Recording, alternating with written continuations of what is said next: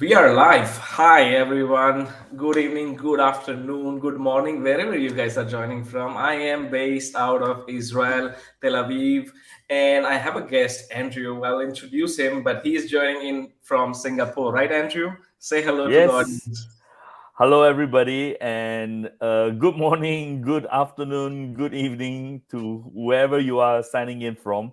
I'm from Singapore, and it's 12 midnight, so I Oh, guess wow. I'm still awake. And Patrick, what time is So it for you? for me, it's like 6 p.m., but much appreciate Andrew like doing that webinar at 12 your time. It's incredible. Shows so much of your commitment towards business and helping people with all of the questions that we're going to discuss today.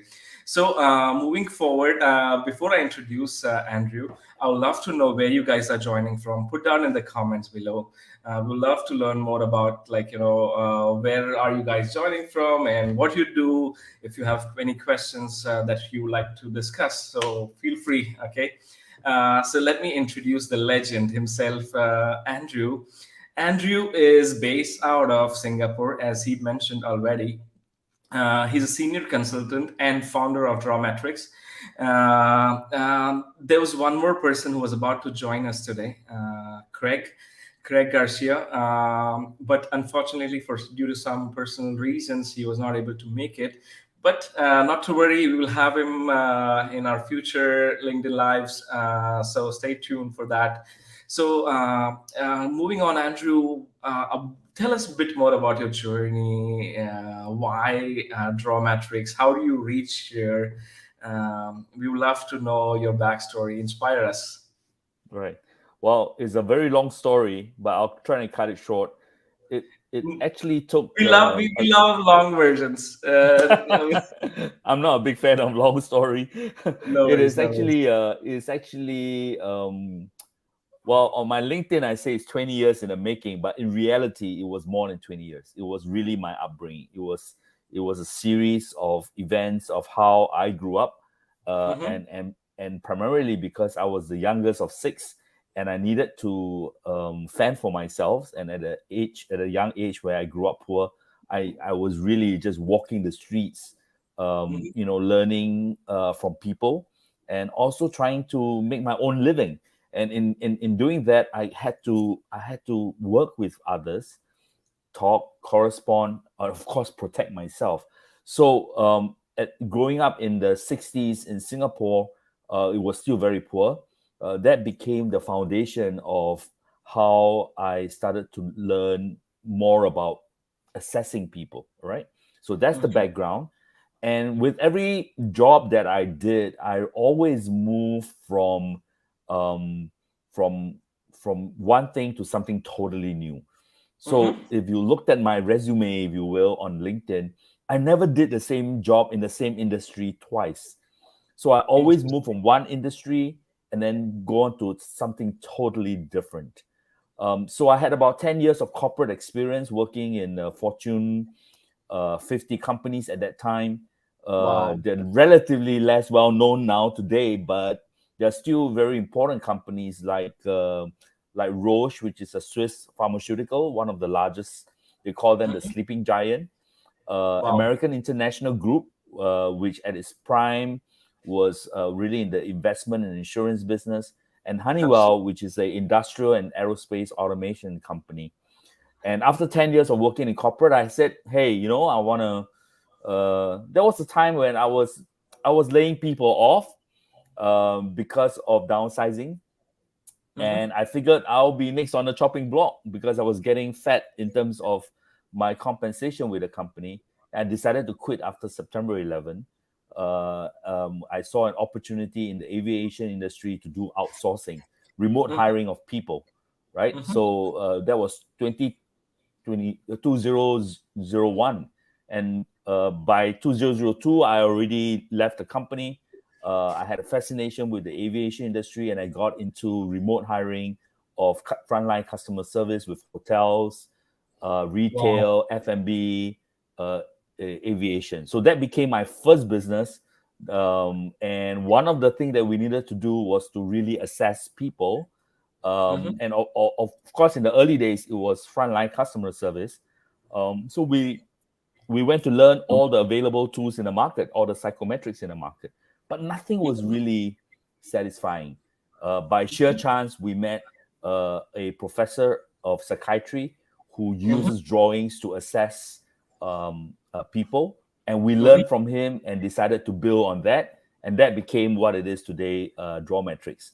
It was manual in the early days. 20 years ago, we were using pieces of paper and drawings, but now we built a software over the last 1 year, and that became a AI version of it. Yeah. So that's my journey. I hope it's not too long and didn't bore everybody. It's inspiring. You wore multiple hats, and that's, that also brings a lot of experience from different industries.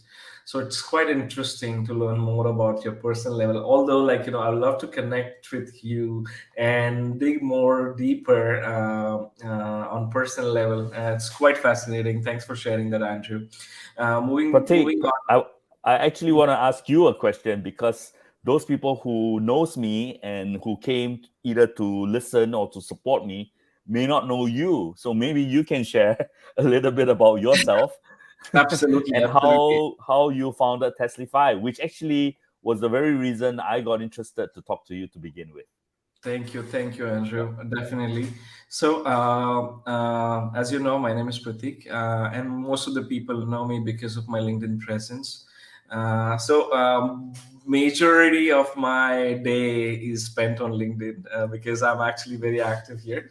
But apart from that, I'm also like founder at Webzoli, Testlify, and Insidia. Again, three brands.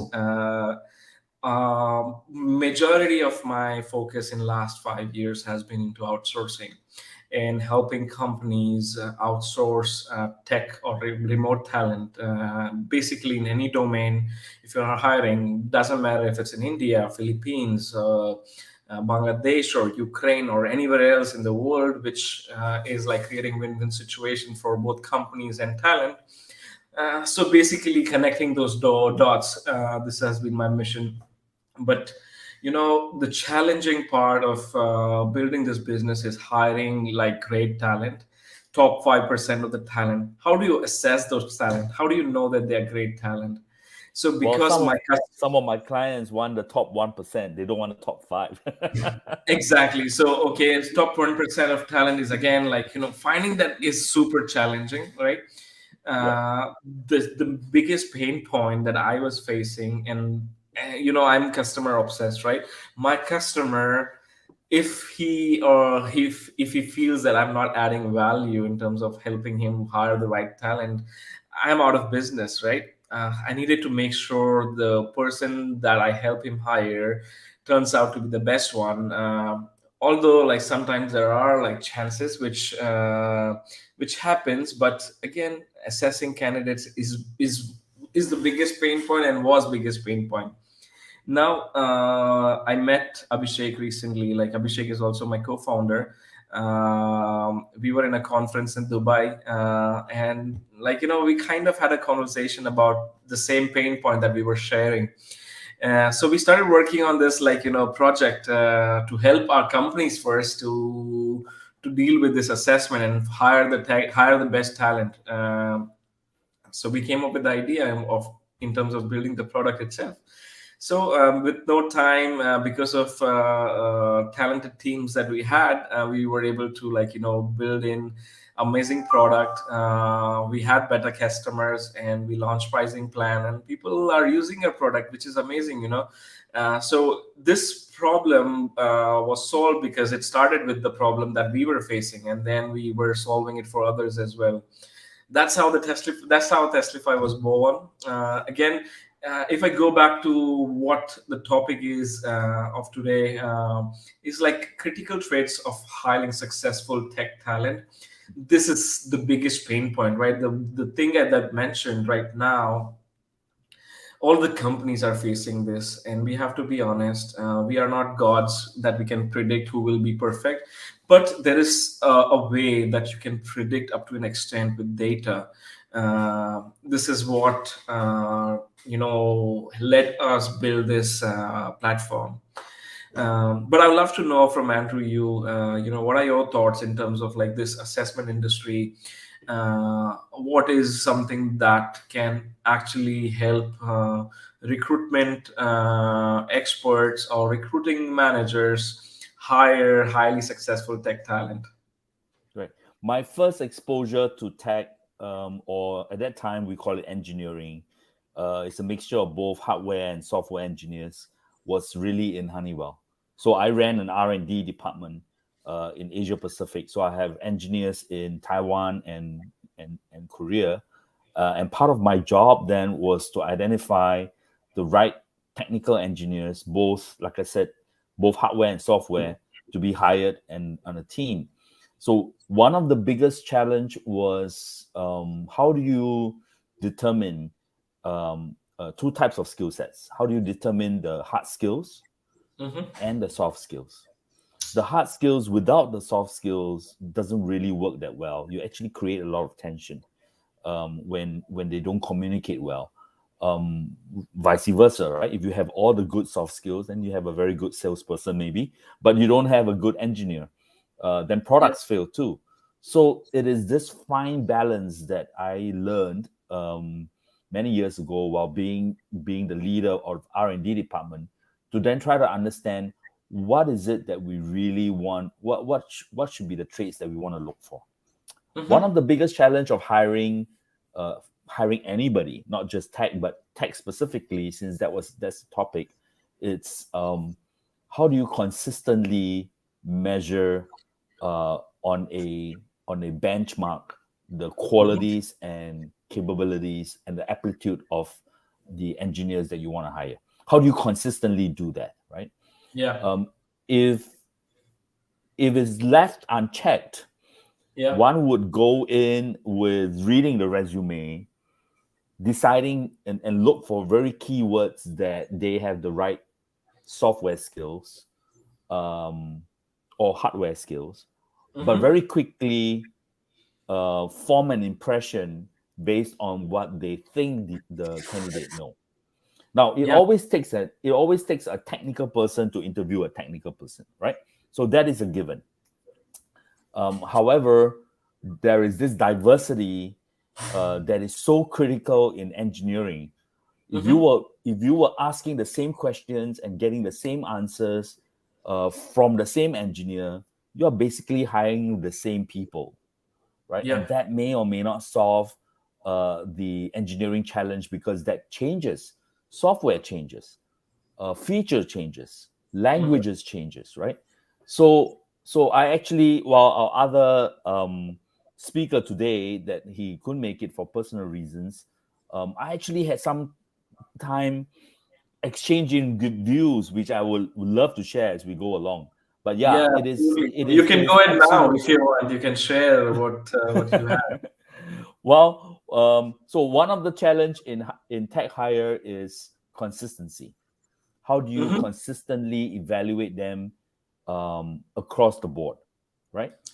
uh, Mm-hmm. and and what are unique traits or values that you should be looking for. Now, Yeah. for me, I had the experience of hiring in my early days, and also the last couple of years, hiring the wrong tech guy, software guys. And let me explain. Yeah. If you are looking for a software engineer, you want them to be able to think really deep about a problem that they're going to solve.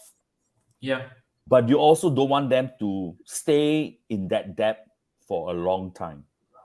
Mm-hmm. Meaning, all their concern is they see problems that they may or may not be able to solve today.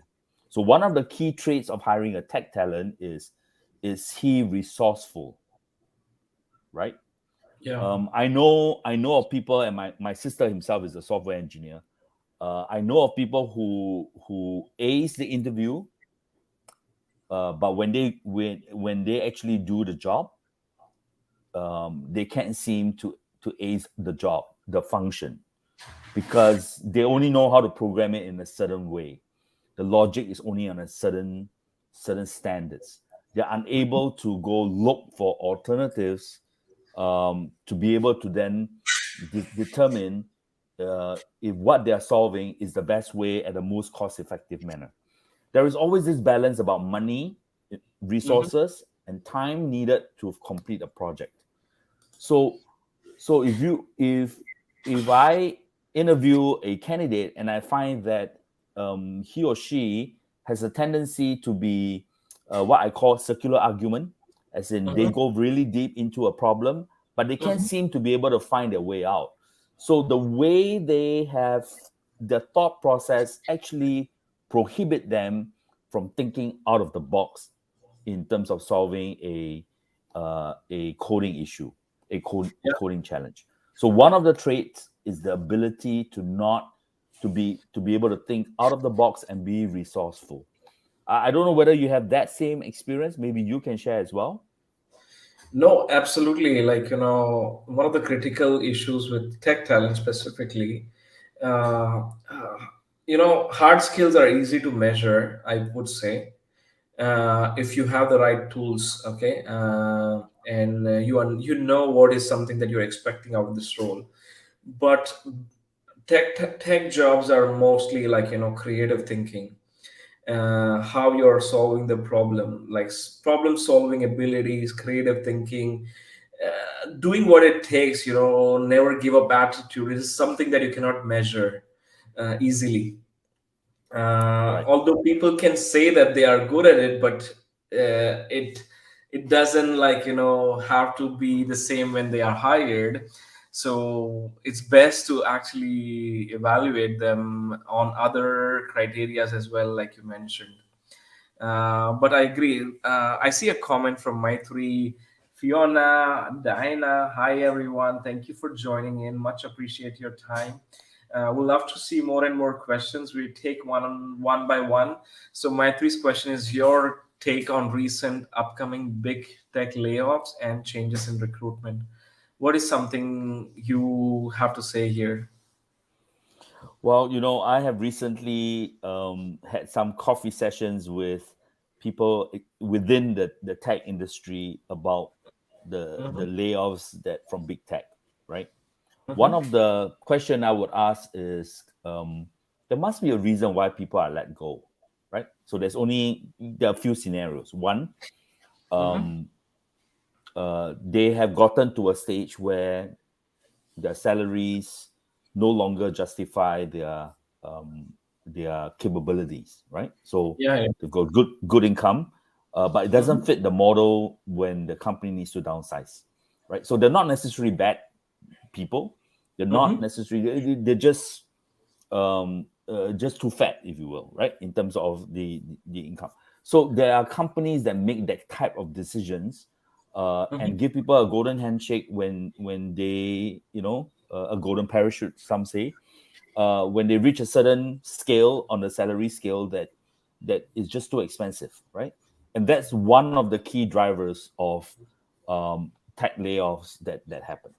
Another one being, well, if they have to choose between various attributes, um, bosses sometimes do make assessments based on relationship, right? Who they know best, who they trust, who they can collaborate. So that brings on to my second point about critical or unique traits and values that um, make a good successful tech hire, right? Yeah. Are they collaborative, right? I like to use the example of building a plane. For those of you who don't know, it takes about 3,000 engineers to build the Boeing 777. 3,000, Wow. all right? Wow. 3,000 Incredible. engineers of all sorts, right? Uh, uh, from electrical engineering, mechanical, you name it, hardware, software, uh, uh, uh, what is the right word? The one that is dealing with material science, right? So you have all sorts of engineers coming together, aerodynamics, aerospace engineering, in all aspect, trying to make the entire plane work together. What do you think is the biggest challenge of having 3,000 very high ego engineers within the same room. Everybody thinks they're right, right? Yeah. So it is actually a cultural challenge, not an engineering challenge, right? The same happens with NASA. I'm sure the same happens with Elon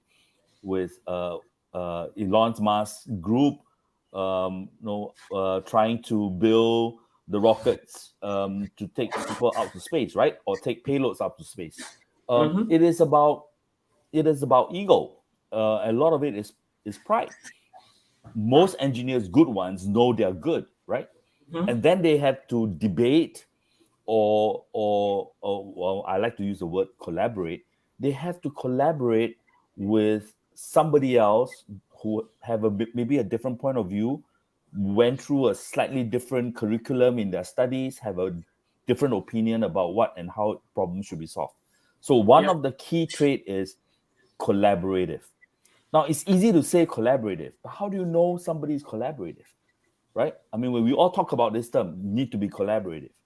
Now there are personalities and values that actually clashes with being collaborative, and How would that's you measure that, like collaborative skill? Maybe something well, that is. we look at two things. One is, are they stubborn enough? Right now, there are varying. We all have varying degree of stubbornness. I can be stubborn. You can be stubborn, right? We all have varying degree of stubborn. So the Yeah. good thing about being stubborn is perseverance, right? Because you need somebody who believes in what they're doing. So for an engineer to really believe that the code that he writes is the best, the platform he uses, the language, and all of that coming together, the application, he has to be very focused and be persevering in that regard to say, hey, this is the best way to get the job done. Mm-hmm. So, but there's a fine line. That fine line is, at what point does the stubbornness becomes a hindrance, right? Mm. And that's where the collaborative or the collaboration stop. So how do you measure stubbornness, right? Well, Mm-hmm. in we use geometrics, but so we can tell you some degree of stubbornness. I won't be able to go into detail how that's measured, but when we see a trait like extreme stubbornness, this becomes very difficult for people to work with. So for our audience, right, think about the time where you had to convince one of your parents and your parents is really stubborn about it. Just think about that episode where Yeah. you said, "Oh," or you're one of your siblings, right, or one of your friends, and you have a different opinion with them, and they just wouldn't accept it, right? That is kind of like how working in a tech team is going to feel like. They all have their different opinions, and if they're not collaborative, and stubbornness is really one of the key drivers that prevents a good collaboration in solving a problem, because not one engineer can make the whole thing work, right? I gave the example of 3,000 to build a plane. I think in most of the big tech companies, they are in tens of thousands, right? And even for a small startup, they are in the tens or if not in the hundreds. So stubbornness is one aspect. The other trait is, are they open-minded? Mm-hmm. Somebody is open-minded if you show them something that they didn't think of it themselves, right? Yeah. They had to try something new, whether it's a new way of coding, whether it's a new language, whether it's a new architecture that they have to use. So being open-minded allows for collaboration, right? So I would look at these two main traits to begin with. Are they stubborn? Some amount of stubbornness is okay, but are they extremely stubborn? Mm. Are they Makes sense. open-minded? If they're not open-minded, it is very difficult for somebody else. Engineers are very smart people, right? So when somebody tells them something before the other party has completely explained why they're doing what they're doing, the hand comes out and say, hang on, I already know what you're trying to tell me. that's jumping to a conclusion. That's not being open-minded, and then that creates frustration in talking and exchanging notes, right? So basically, I've named three traits, right? Resourcefulness, Yeah. the ability to go look for information. So sometimes I feel it's not how well they code when you give them a coding question, although you do need to use Testlify to at least establish they have some basic, right? That's Yeah. the platform that you guys do, and that's something that needs to be done. Mm-hmm. But a good CTO would not only ask how they do the coding, but give them a problem and understand their workflow and their thought process, right? How would they actually go about asking the right question to solve the problem? So that's one, being resourceful, knowing Mm-hmm. where to find new ways of solving this difficult problem. The second one I mentioned, are they stubborn? Stubbornness impedes the ability to collaborate, right? Gets in the way of communication. The third is, Yeah. are they open-minded, right? And you can say open-minded means they are flexible and adaptable. They are kind of related. So these are the top three traits. I know there are more, but if we have time, we'll cover some of them. Yeah. There might be a question about how we assess them. That's a product question. That's how Geometric does it. But Geometric is able to use drawings to identify if somebody is stubborn, somebody is open-minded, or conservative, willing to take risk or not take risk. All of the values that are important to be able to determine a critical hire. Yeah. Makes sense. Really thorough and detailed explanation, Andrew. Even like I lost track of all the questions that I was about to ask, because this is the kind of conversation actually adds value to the audience that listening. So people who are listening, feel free to comment your questions. Andrew is on fire right now with all of the information he has to share. There are people in the session that have few questions. One of the questions I see twice, which is related to tech layoffs. Although companies have hard time hiring tech talent, but still there are tech layoffs, and I'm not sure the reason why it's happening. Again, maybe recession is like one of the key triggers here, but what are the other things that company needs to take care of, like one when they're hiring tech talent? It's just about like culture or company culture, right? So maybe you want to share some thoughts that you have around this tech layoffs that have been happening. Yep. So this is a great question, right? Since there are a lot of tech layoffs, why is it still hard to fill tech roles? Hmm. Um, I'm going to say something controversial, right? The Go answer for it. is yeah. The Controversy answer is is good. yeah, controversial, right? The answer is it's not hard to fill the tech roles. It's Yeah. hard to fill the tech roles at the price that you want. If Mm, you open the price to be, totally out of whack, it's not difficult to fill, right? yeah. So first is a balance of cost, right? It's Can you demand and get the supply. right? If you throw $500,000 out there, you're gonna get a lot of tech folks applying for it, right? But nobody's gonna throw $500,000. So really, it's really the cost that makes it hard, right? And I know companies, benchmark. They make sure that they are at par, maybe slightly below par if they're a big tech company, Hmm. and they command respect if they are one of the manga or fangs, as an example. Although they are Hmm. the one that's laying off, right? So that's the first thing. The second thing is there is a culture that for tech people who are good, that people should be knocking on their doors. They should not be knocking on other people's doors, right? Yeah. So there is this innate belief that if I'm really a good tech person, yeah, people should be looking out for me. Makes Uh, sense. right? So that's one of the culture. The other thing is the way technology, or should I say the way recruitment is done today, has completely changed from the last after COVID.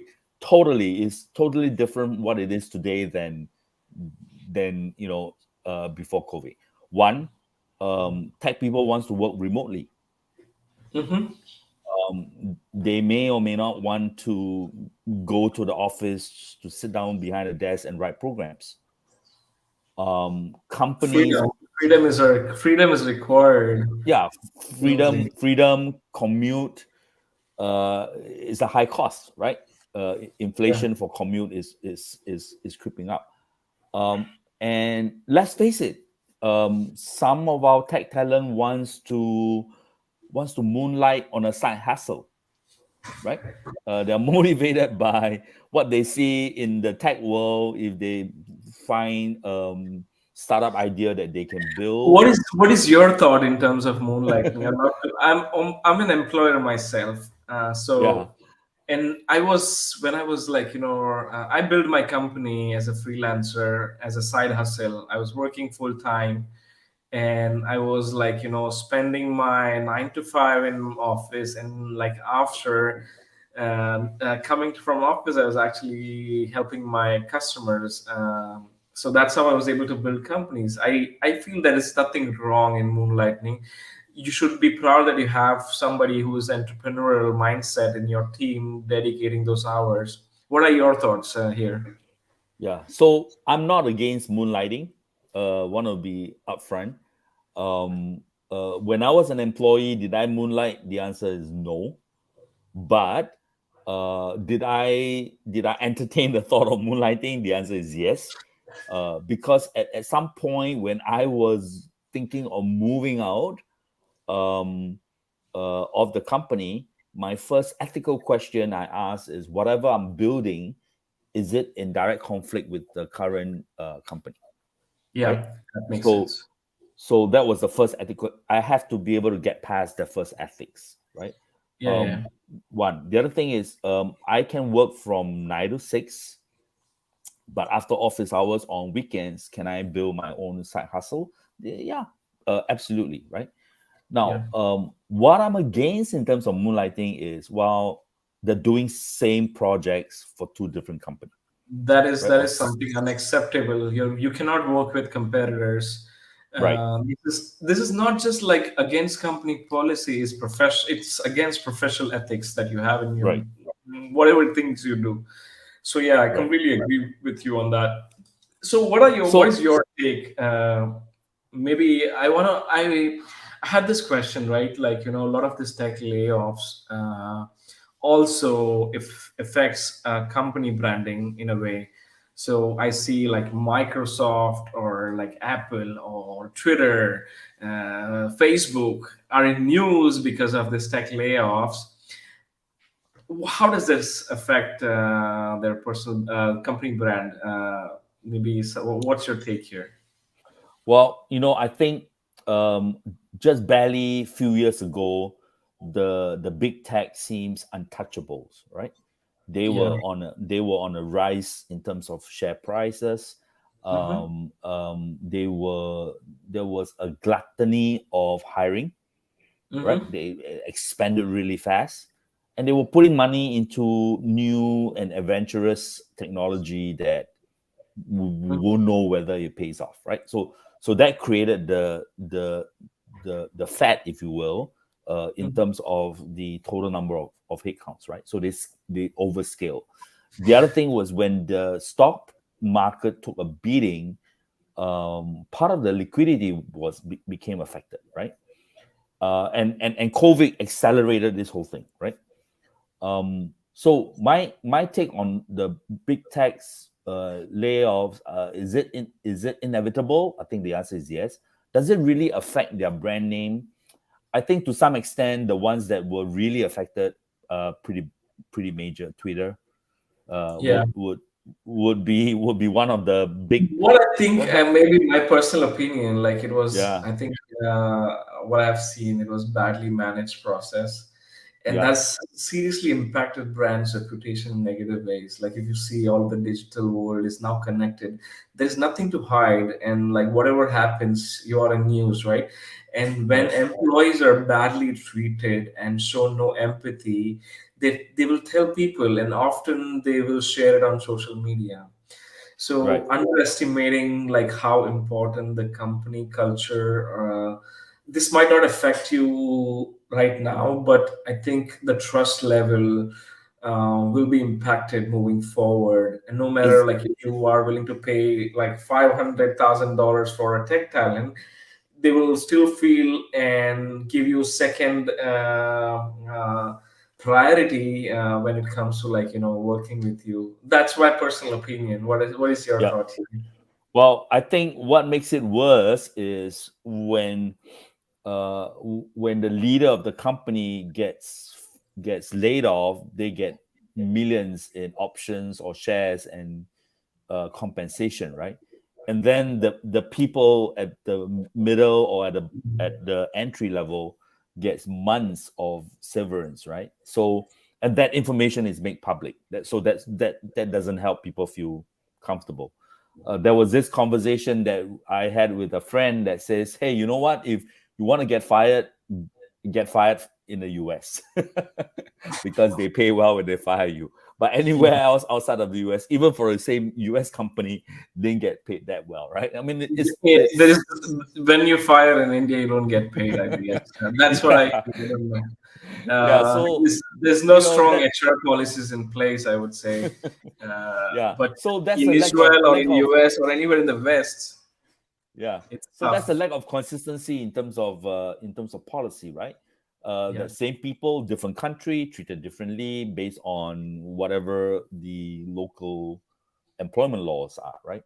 Now, Yeah. the other thing is, will it recover? I think the answer is yes. Will it take some time for people to kind of forget, right? I mean, people eventually forget or forgive those companies for doing the initial layoff if the outcome becomes better, right? So if Twitter becomes much more profitable and started to expand again, and then maybe they hire back some of those that they have laid off if they're willing to come back, and Hmm. the culture improves, if you will, yeah, people will probably accept it.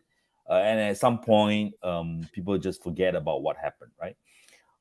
But I always feel that the a company's culture is the culture of the leader, and the culture of the leader drives how people will view what is it like to work for that leader, right?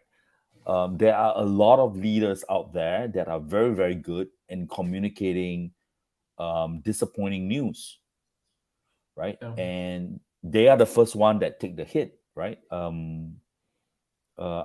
know a few of them. I'm not going to say names, but that they believe when times are hard, leaders show that they set an example, right? And so everybody else understand what the type of culture and the type of examples that leaders have shown, right? So yeah, so coming back to your question, does it impact them? I think yes. Does it impact the people who are laid off? Absolutely. I think it's a painful period. They probably need to reflect. In fact, one of my proposed next LinkedIn Live is how not to get fired, right?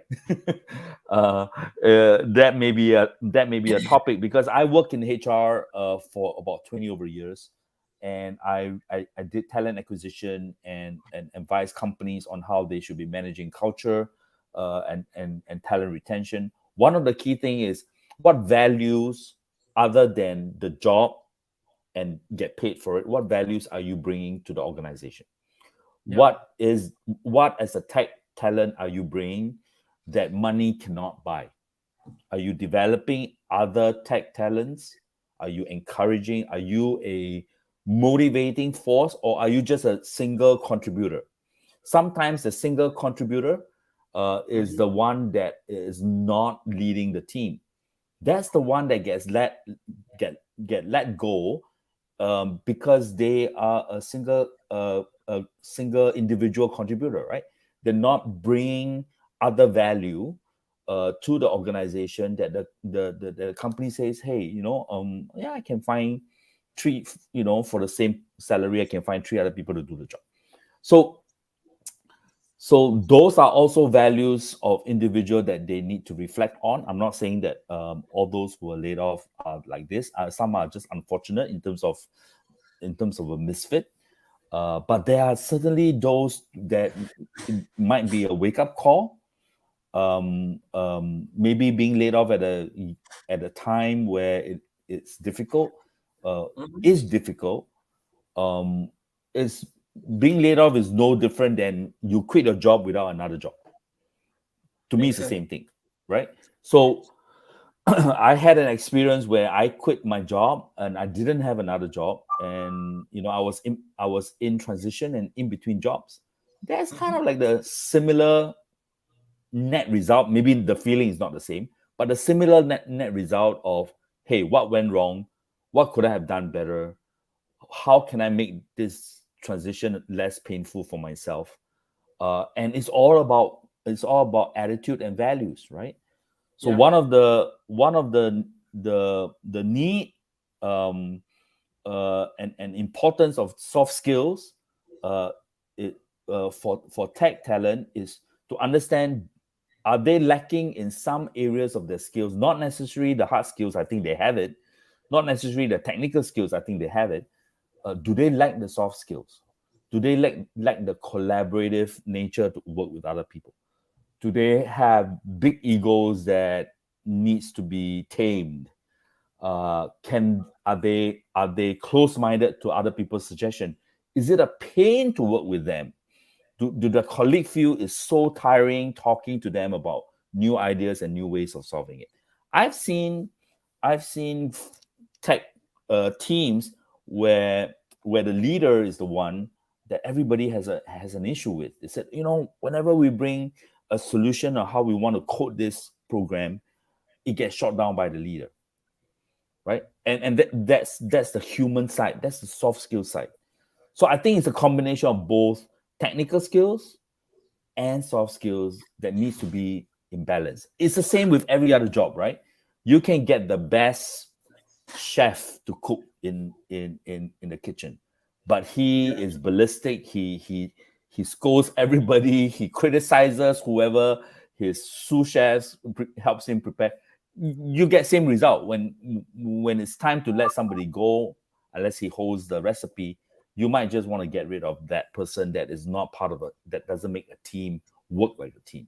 So I think both soft skills and hard skills are equally important. Yeah.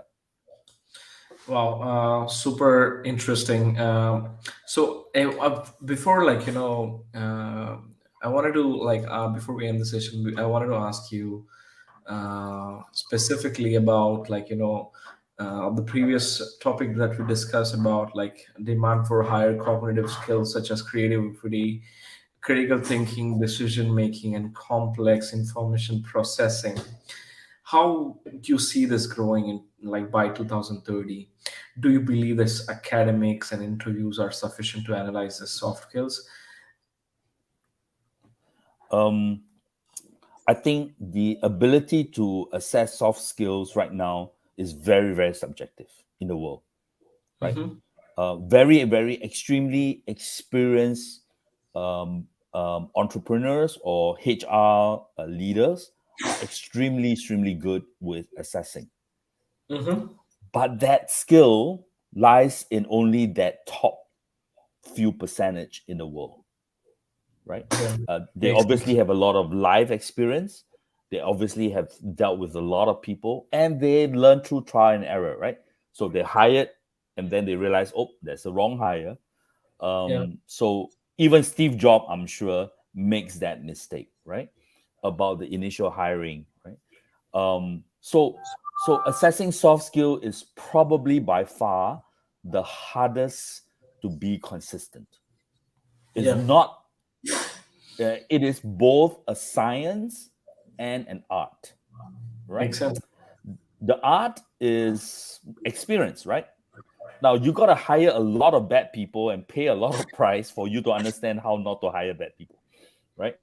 Oh my God. You also have to hire good people to know, oh, these are the right folks, right?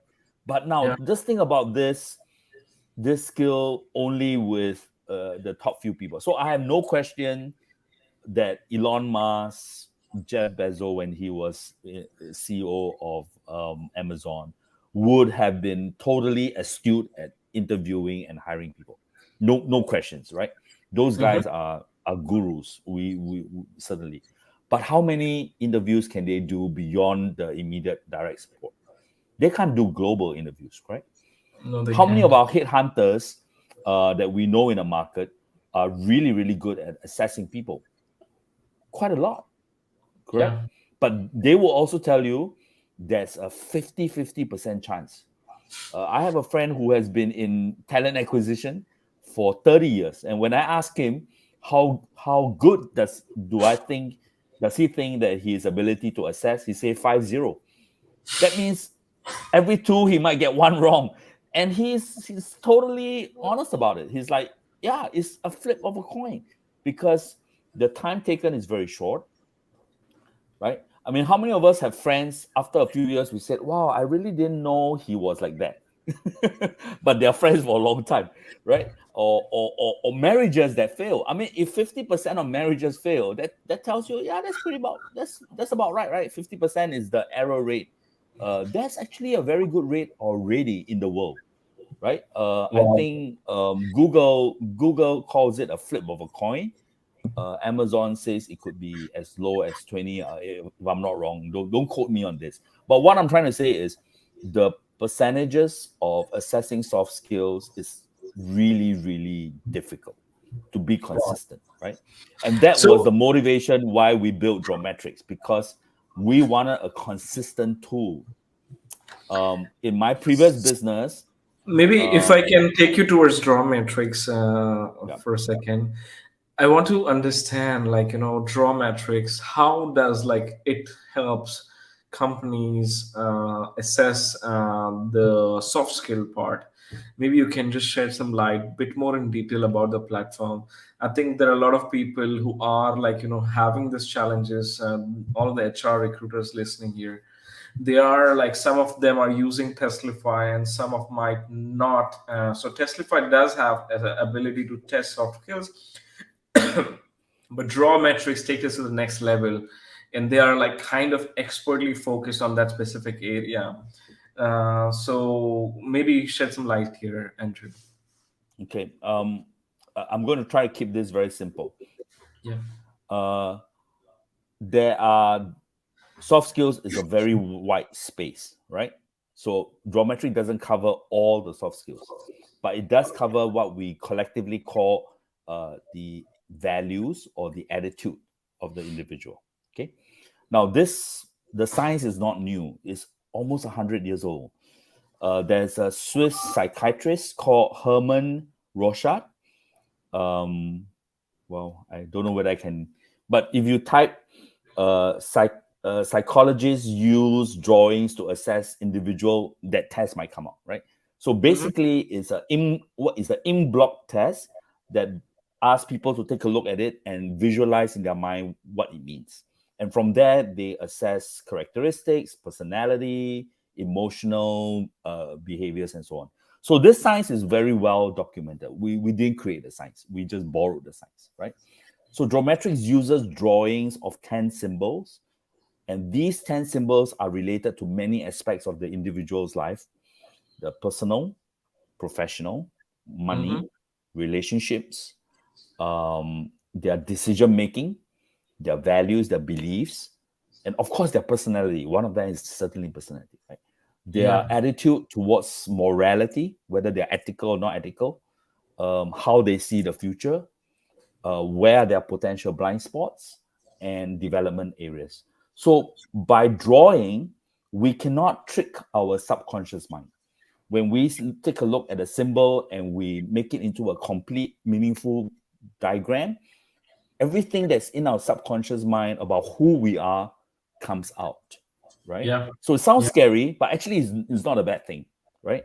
And I'm actually very excited to see the demo. It's very interesting for me because I love this space.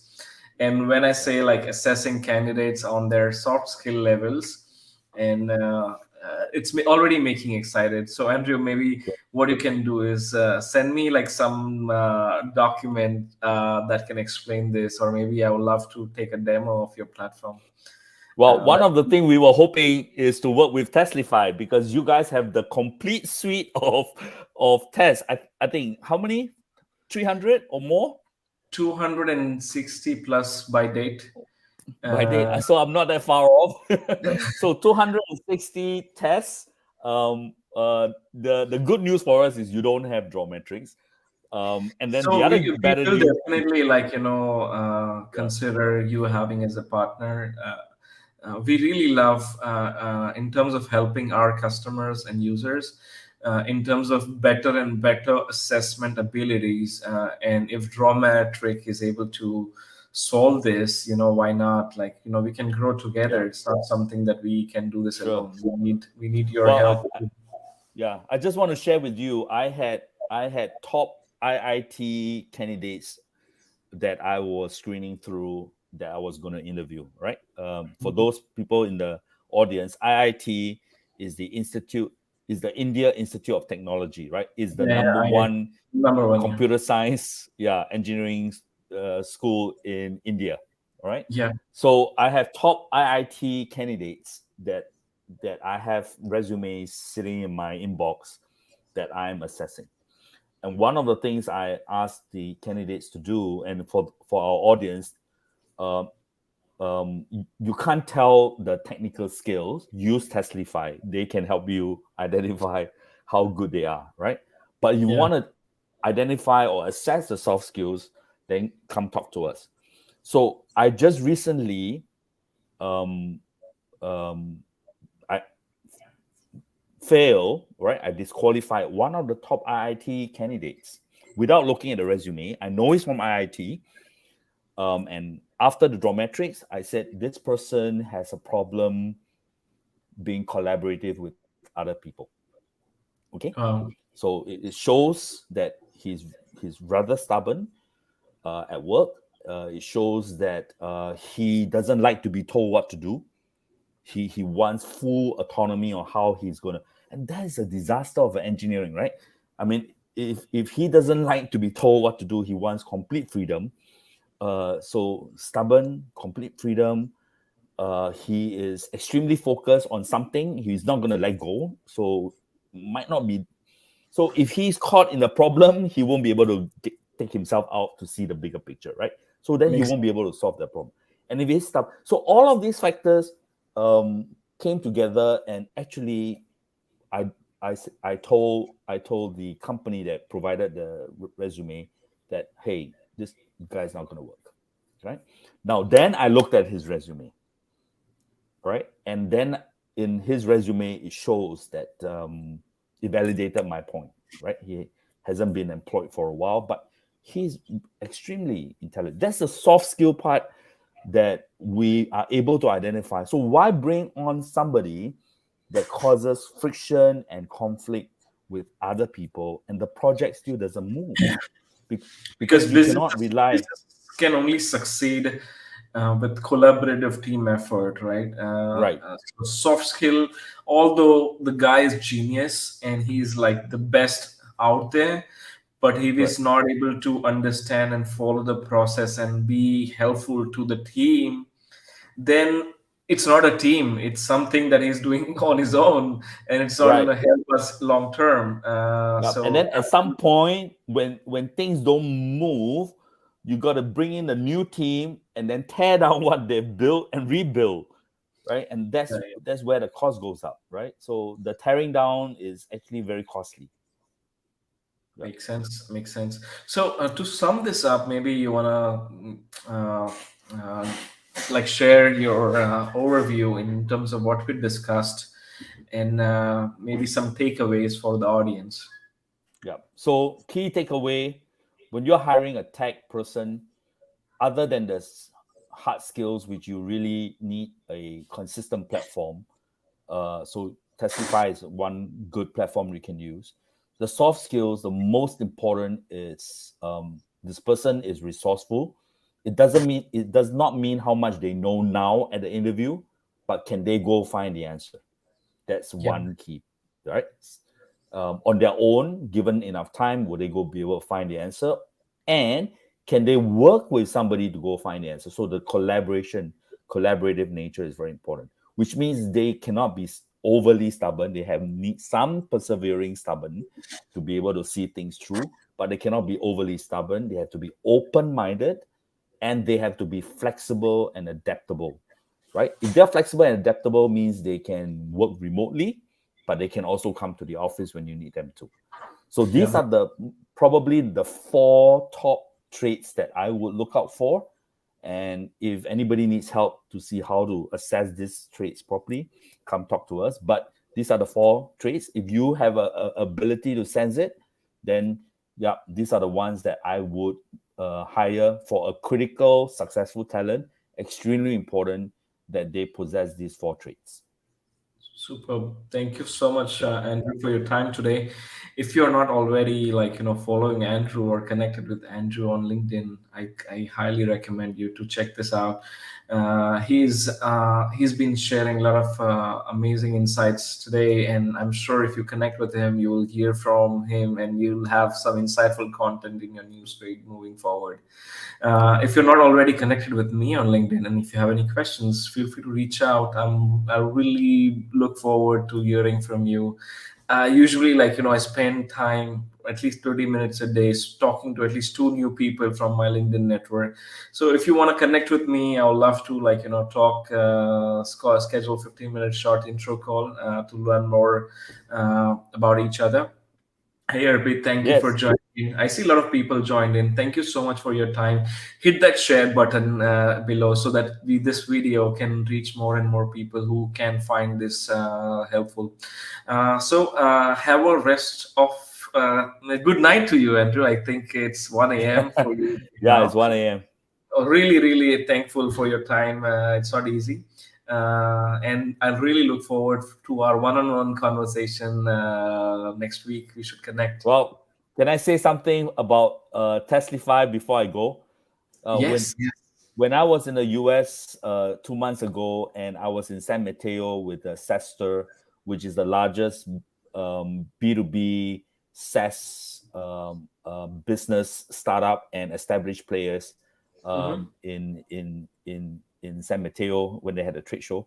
One of the mm-hmm. key thing that I noticed when I was there was G2, right? G2 is an independent platform that assess all SaaS related software.